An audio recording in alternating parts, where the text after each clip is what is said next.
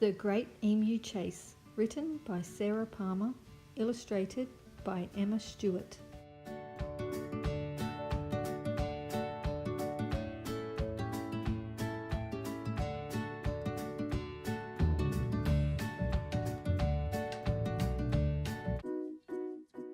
When we were at the wildlife park, an emu followed us. He tried to steal Gar's chippies, and Gar made quite a fuss. The emu lurked round for a while and then began to peck. Gar shouted, "Get away from me!" but that bird showed no respect. Gar gave him just one chippy, then he put them out of sight. But that emu liked the taste so much, he stole another bite. He pecked at Gar's left pocket and snatched those chippies in a flash. Before we could do anything, that emu made a dash. He ran around the corner and down a pebbled track. Gar was yelling loudly, "Hey, bring my chippies back!" The emu kept on running at quite a stunning pace. Gar realised he was starting the Great Emu Chase. Gar swiftly chased that emu, running left and jumping right. But the emu was so sneaky, he was quickly out of sight. An emu stole Gar's chippies, and we don't know where he's gone. An emu stole Gar's chippies, but he won't have them for long. That emu entered the koala house and clambered up a tree, thinking he was clever as a bird could ever be.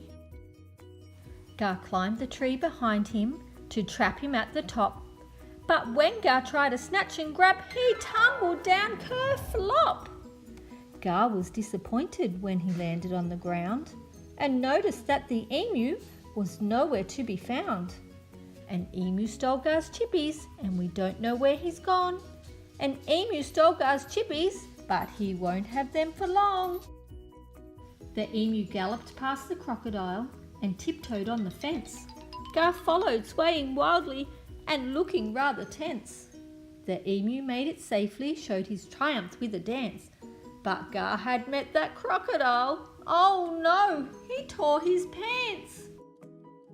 The artful emu scampered off while Gar was held at bay. At last, Gar escaped the crocodile, but that emu got away. An emu stole Gar's chippies, and we don't know where he's gone. An emu stole Gar's chippies, but he won't have them for long. Gar chased him through a burrow, but he was out of luck. The emu crawled straight through it, but Gar didn't. He got stuck. A wombat nudged Gar with his nose, just gave him one big push. Gar hurtled out the other end and hit a prickle bush. Gar was scratched and cranky, and his patience had worn thin. "I'll get you yet," he thundered, "and I'm taking back my chips." The emu was persistent and continued with the race, but poor old Gar was flagging and scarlet in the face. The emu got complacent, thinking he had won, but Gar recovered quickly. Bonk! He felled him with a bun. The emu stumbled on his feathers and staggered over rocks.